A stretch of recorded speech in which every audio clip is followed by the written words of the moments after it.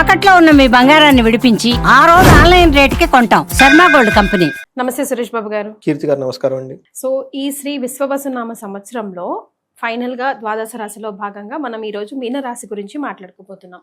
మీనరాశి వారికి అస్సలు బాలేదు, వీళ్ళకి చాలా మోటివేషన్ ఇన్స్పిరేషన్ అవసరం అంటున్నారు సురేష్ బాబు గారు. సో చాలా మంది మీరు చెప్పే ఫలాల కోసం వెయిట్ చేస్తున్నారు.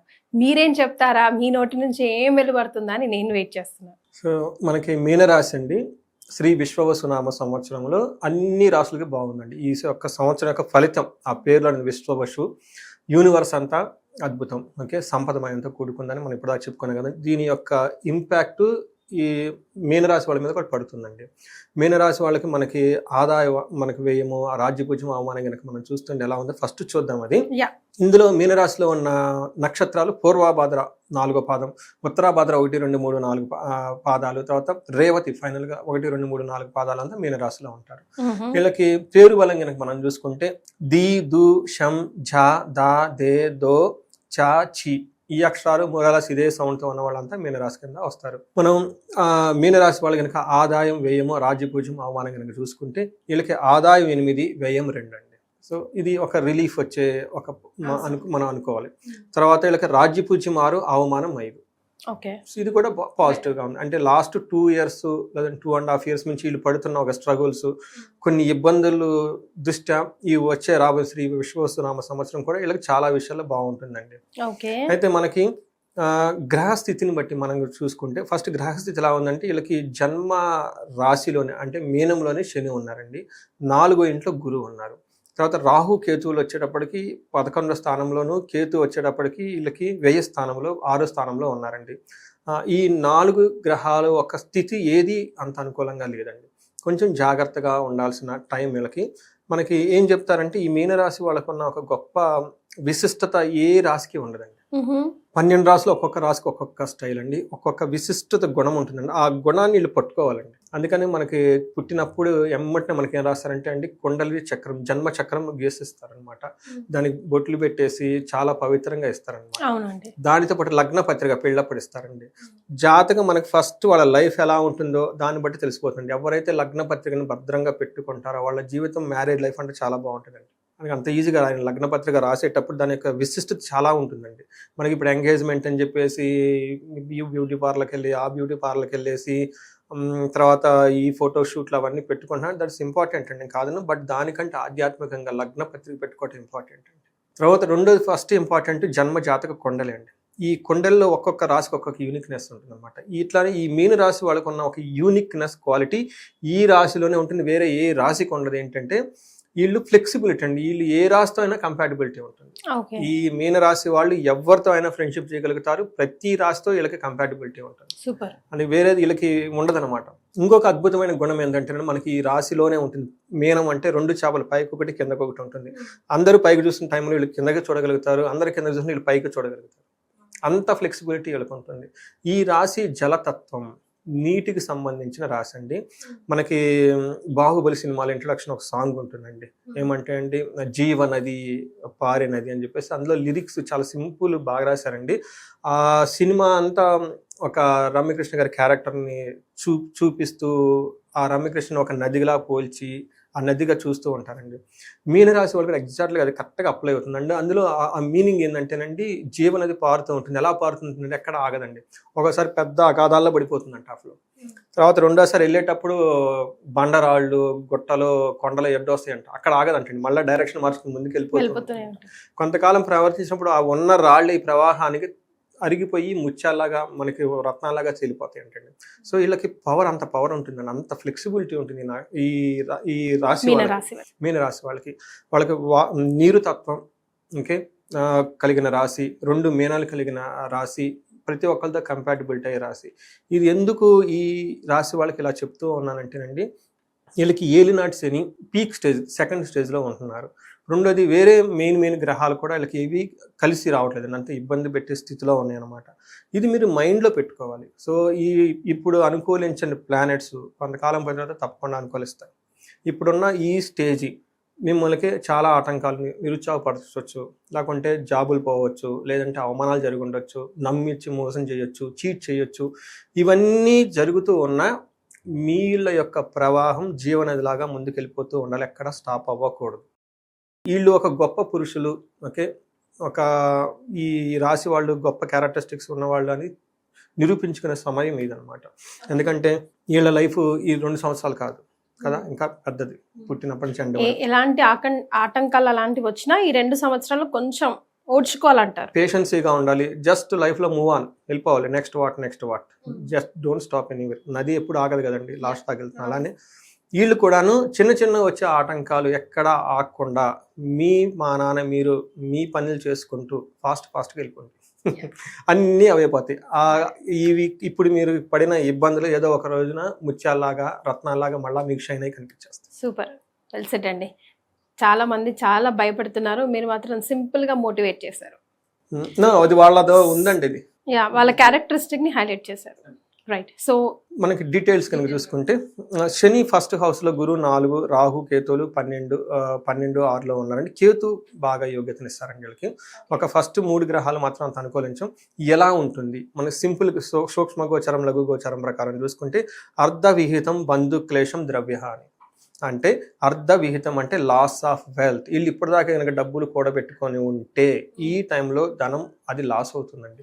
రెండోది మెటీరియల్ థింగ్స్, అంటే ఇల్లు కానివ్వండి, పొలాలు కానివ్వండి, ఇలాంటి వాటికి బంగ్లాలు కానీ కార్లు కానీ ఏమైనా ఉంటే వాటికి కూడా హాని వచ్చే అవకాశం ఎక్కువగా ఉంటుంది. అంతేకాకుండా బంధు క్లేశం, రిలేటివ్స్ తోటి గొడవ పడుతూ ఉంటారు. ఇంటి విషయాల్లో చాలా అనుకూలంగా ఉండదు, ఇబ్బందికి గురే అవకాశం ఇంకా ఉంటుంది అనమాట. కేతు వల్ల ధన ప్రవాహం ఉంటుంది, అంటే ధనం వచ్చేది ఉంటుంది, కానీ అప్పటిదాకా దాచిపెట్టుకున్న ధనం కోల్పోయే అవకాశం ఎక్కువగా ఉంటుంది. బంధువులతో గొడవలు పడే అవకాశం ఎక్కువగా ఉంటుంది. ఫస్ట్ ఇంట్లో శని ఉండటం వల్ల వీళ్ళకి మనకి ఏమని చెప్తారంటే మహర్షులు డీటెయిల్ కనుక మనం చూసుకుంటే ఫస్ట్ హౌస్లో శని ఉంటే ఏముంటుంది, తేజో హాని మృతిర్భంశో మనఃపీడ భయం తథా రోగహార్తిర్ బంధువైరం చ స్వజనం వ్యసనం జన్మరాశిగే శని అని చెప్తారనమాట. అంటే వీళ్ళకి జన్మరాశిలో శని ఉండటం వల్ల కొన్ని విషయాలు చాలా జాగ్రత్తగా ఉంటాయి. ఒకటి తేజో హాని, అప్పటిదాకా వాళ్ళు చాలా గ్లోరియస్గా చక్కగా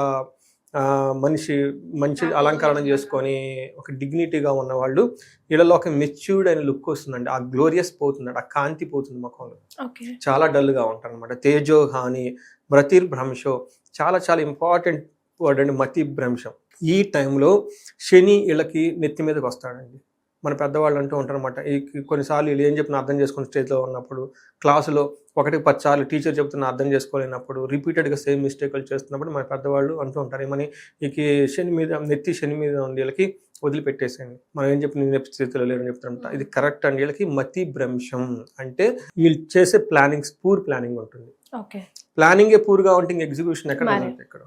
అందుకని ఈ టైంలో చాలా కేర్ఫుల్గా ఉండాలి. వీలైనంత ఎక్కువ సార్లు వీళ్ళు పెద్ద ప్లాన్లు చేసేయకుండా హైయర్ లెవెల్ మేనేజర్స్, లీడర్షిప్ నాయకత్వ లక్షణాలు ఉన్న వాళ్ళు వేరే వాళ్ళు సపోర్ట్ చేసుకొని వీళ్ళు ఎగ్జిక్యూటివ్ రోల్స్లోకి వెళ్ళిపోతే చాలా చాలా పవర్ఫుల్గా ఉంటుందండి. వీళ్ళు యాక్సెప్ట్ చేసుకోలేరు. అందుకని ఈ టైంలో మనకి రెమెడీస్ ఏం చెప్తారు, సేవ చేయమని చెప్తారు. ఎప్పుడు ఏసీ రూమ్లో కూర్చొని ప్లానింగ్లు చేసుకోవటం కాదు, లీవ్ దట్ వన్. ఈ టైంలో అది ఫిట్ అవ్వదు వీళ్ళకి. మేము ఏం చెప్తాం, సేవ చేయమని చెప్తాం. గుళ్ళకి వెళ్ళండి, మనకి అన్నదానాలు చేయండి, లేని వాళ్ళకి ఇవ్వండి, go in the execution mode, walking చేయండి, నడవండి, ఎగ్జిక్యూట్ చేయండి అని చెప్తాం అనమాట. రివర్స్ అనమాట. ఎందుకంటే mind it will not give proper result అండి. అందుకని మతి భ్రంశం, మనఃపీడ, మనసులో బాధపడుతూ ఉంటాడు, భయపడే సిచ్యువేషన్స్ వీళ్ళు చుట్టూ ఉంటాయి అనమాట. అంతేకాకుండా రోగాల వల్ల ఇబ్బందులు పడుతూ ఉంటారు, బంధువులతో గొడవలు జరిగే అవకాశం ఎక్కువగా ఉంటుంది. ఇది శని ఫస్ట్ హౌస్లో ఉండటం వల్ల. అయితే శని ఫస్ట్ హౌస్లో ఉండటం వల్ల ఏమవుతుందంటే థర్డ్ హౌస్లో దృష్టి ఉండటం వల్ల బ్రదర్స్ నుంచి బాగా సపోర్ట్ వస్తుంది. బ్రదర్స్ సపోర్ట్ తీసుకోవాలి. 10th హౌస్లో దృష్టి ఉండటం వల్ల గెయిన్ లెస్ లేబరింగ్, ఏదైనా కనుక పని చేస్తే ఆ పనిలో వీళ్ళకి లాభం ఉండదు, మనీ లాస్ అవుతుంది, లాస్ ఆఫ్ ఎంప్లాయ్మెంట్. వీళ్ళు ఖచ్చితంగా చాలా ఎక్కువ మంది వాళ్ళకున్న జాబ్ను కూడా కోల్పోయే అవకాశం ఎక్కువగా. 4th హౌస్లో అగైన్ దృష్టి గురువు ఉండటం వల్ల ఏమవుతుందంటే ఖర్చులు, శుభకార్యాల గురించి విపరీతంగా ఖర్చులు చేస్తారు. తర్వాత హెల్త్ విషయంలో చాలా బాగుంటుంది, హెల్త్ గురించి అయితే లాంగివిటీ బాగుంటుంది. అయితే 4th హౌస్లో జూపిటర్ మంచి పొజిషన్ కాదండి. వీళ్ళకి ఏం చెప్తారంటే యాచనం బుద్ధి చాంచల్యం తేజో హాని ధనర్వ్యయం దేశ త్యాగం కలహం సదా చతుర్దశకే గురువు అని చెప్తారు. 4వ ఇంట్లో గురువు ఉంటే ఏమవుతుందంటే యాచన బుద్ధి, ఇది చాలా పెయిన్ఫుల్ అండి. ఎందుకంటే అప్పటిదాకా నేను జీవితంలో నోరు తెరిచి ఎవరిని అడగలేదు. ఫస్ట్ టైం నా లైఫ్లో నాకు ఇది కావాలని వేరే వాళ్ళ దగ్గరికి వెళ్తాను. చెయ్యి చాపి అడగాల్సి వస్తుంది. ఈ టైప్ అవసరం వచ్చేస్తుంది. అది జాబ్ పోవటం కానీ, ధనం పోవటం కానివ్వండి. అప్పటిదాకా వీళ్ళ ధనం కూడబెట్టుకొని ఉంటారు, ఆ ధనం అంతా పోతుంది. సడన్గా అప్పులు అయిపోతాయి. అప్పుల గురించి వేరే వాళ్ళ చుట్టుకు వెళ్ళాలి. అప్పులు తీసుకుని మళ్ళీ ఆ ధనం అయిపోతుంది, వడ్డీలు పడిపోతూ ఉంటాయి. ఏదో ఒకటి చెయ్యండి, ఎవరో ఒకరు నాకు హెల్ప్ కావాలి అని ఒక క్రైసిస్ మూడ్లోకి వెళ్ళిపోతారండి వీళ్ళు. యాచన బుద్ధి, చాంచల్యం, అంటే ఎప్పుడు ఏదో ఒకటి మనసులో అలజడి ఉంటుంది, ఇది చేద్దాం అది చేద్దాం అని చెప్పేసి కీపింగ్ ఆన్ వాళ్ళకి ప్రోగ్రామ్స్ అన్ని చేంజ్ చేసుకుంటూ ఉంటారు, ప్లానింగ్స్ అంతా. తేజోహాని అంటే వాళ్ళలో ఉన్న తేజస్, గ్లోరియస్ అంతా పోతుంది. మనం ఇందాక కూడా గుర్తుపెట్టుకున్నారు, శని వల్ల కూడా తేజోహాని ఉంటుంది, జూపిటర్ వల్ల కూడా తేజోహాని ఉంటుంది. డబల్ తేజోహాని. అందుకని బంధువైరం, ఓకే, వ్యయం విపరీతంగా ఖర్చు అయ్యే అవకాశం ఎక్కువగా ఉంటుంది. దేశ త్యాగం, కలహం, అంటే వీళ్ళు ఉన్న ప్లేస్ నుంచి ఖచ్చితంగా ఆ ప్లేస్లో వీళ్ళకి నచ్చకో, ఆ ప్లేస్లో విపరీతమైన ఒత్తిడి వచ్చో, ఆ ప్లేస్లో ఏదో ఒక డిస్టర్బెన్స్తో ఆ ప్లేస్ని వదిలిపెట్టేసి వేరే ఊరు వెళ్ళిపోతారండి. ఇంకా దేశ త్యాగం అంటారు. కలహం, గొడవలు పడే అవకాశం ఎక్కువగా ఉంటుంది. ఇది మనకి గురువు వల్ల ఇచ్చే కండిషన్. అంటే శని సరిగా లేదు, గురువు కూడా సరిగా లేరు.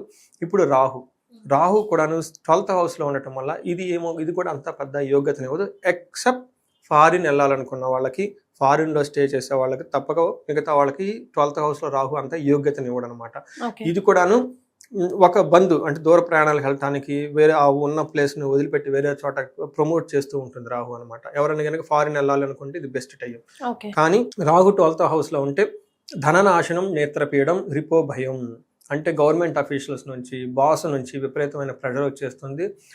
ధననాశనం కూడా అవకాశం ఎక్కువగా ఉంటుంది. అంతేకాకుండా కార్య విఘ్నం, ప్రవాసం, వీళ్ళు ఏదైనా కనుక పని చేస్తే ఆటంకాలు చాలా ఎక్కువ వచ్చేస్తూ ఉంటాయి. తర్వాత ప్రవాసం, ఫారిన్ వెళ్ళాలనుకున్న వాళ్ళకి, ఫారిన్లో ఉన్న వాళ్ళకి చాలా కలిసి వస్తుంది అనమాట. ఈ ప్రకారం మనం చూసుకుంటే 2 మేజర్ గ్రహాలు, రాహు కూడా 50-50గా ఉండటం వల్ల ఈ రాశి వాళ్ళు చాలా జాగ్రత్తగా ఉండడం ఎంతైనా అవసరం. సో నక్షత్రాల ప్రకారం ఎలా ఉందండి మీనరాశి వారికి? మనకి పూర్వభద్ర, ఉత్తరాభద్ర, రేవత ఈ 3 నక్షత్రాలు ఇందులో ఉంటాయి. పూర్వభద్ర వాళ్ళకి సంతోషంగా ఉంటారు. అభిషేకం, పట్టాభిషేకం, ప్రమోషన్స్ వచ్చే అవకాశం ఎక్కువగా ఉంటుంది. అయితే వీళ్ళకి మరణ తుల్యం అని కూడా ఉందండి. అంటే వీళ్ళు ఇప్పటిదాకా ఏదైనా ఇంతకుముందు ఏదైనా పని స్టార్ట్ చేసినా, గతంలో ఏదైనా కనుక స్టార్ట్ చేసి దాని మీద వర్క్ చేస్తున్నాం, అది ముందుకెళ్ళగా బ్రేక్ వచ్చి ఆగిపోతుందండి. బ్రేక్ కదండి, కంప్లీట్ అది ఏమవుతుందంటే ఇట్స్ మరణతుల్యం, ఆల్మోస్ట్ ఇట్ స్టాప్ అయిపోతుంది, ముందుకెళ్ళదు ఇంకా. ఉత్తరాభాద్ర నక్షత్రం వాళ్ళకి ధనవృద్ధి ఉంది, ధనలాభం ఉంది, వీళ్ళకి ఐశ్వర్యవంతంగా కూడా ఉంటుంది, సంతోషప్రదంగా ఉంటుంది. వీళ్ళకి మరణతుల్యము, ధనప్రాప్తి 2 ఉన్నాయండి. అందుకని వీళ్ళు ఇప్పటిదాకా ఏదైనా కనుక పని చేస్తుంటే అవి మధ్యలో స్టాప్ వచ్చి బ్రేక్ వచ్చే అవకాశం ఎక్కువగా ఉంటుంది. రేవతి నక్షత్రం వాళ్ళకి అగైన్ సంపదల పరంగా కానీ, ఐశ్వర్య పరంగా కానీ, గురువు బాగా 4th హౌస్లో ఉన్నా కానీ గురువు నక్షత్రం ప్రకారం వీళ్ళకి బాగా సపోర్ట్ ఇస్తూ ఉన్నారు. అయితే వీళ్ళకి రేవతి నక్షత్రం వాళ్ళకి ఒక రకంగా చూసుకుంటే అన్ని విషయాల్లో బాగుంది, ధనలాభం, ధనసుఖము. మన నక్షత్రం ప్రకారం చూసుకుంటే ఈ 4 గ్రహాలు కూడా చాలా అనుకూలంగా ఉన్నాయని మనం చెప్పుకోవాలి. రైట్. సో మరి వీరికి ఏమైనా రెమెడీస్ సూచిస్తారండి? చాలా అవసరం కూడా కదా. చాలా అవసరం. గ్రహస్థితిని బట్టి మనకి నక్షత్రం ప్రకారం చూస్తుంటే 2 నక్షత్రాలకు పూర్వభాద్ర, ఉత్తరాభాద్ర మరణతుల్యం అని ఉంది కాబట్టి అండి, వాళ్ళు చేసే ప్రాజెక్ట్స్ అవన్నీ వర్క్ అయ్యే అవకాశం ఎక్కువగా ఉంది. ఫస్ట్ ఏంటంటే లెట్ ఇట్ గో అన్న మైండ్ ఉండాలండి. ఓకే, ఇంగ్లీష్లో లెట్ ఇట్ గో అంటారు దీన్ని. పతంజలి యోగ సూత్రాల్లో ఈశ్వర ప్రాణిదాన అంటారు. అంటే మనం చేసే ప్రతి పని ఈశ్వరుడికి సమర్పించాలి. తర్వాత కొంతమంది క్రిటిసైజ్ చేస్తారు, దాన్ని కూడా ఈశ్వరుడికి ఇచ్చేయాలి. కొంతమంది అప్రిషియేట్, దాన్ని కూడా ఈశ్వరుడికి ఇవ్వాలి. మన భగవద్గీత లాస్ట్ శ్లోకం అదే చెప్పేది.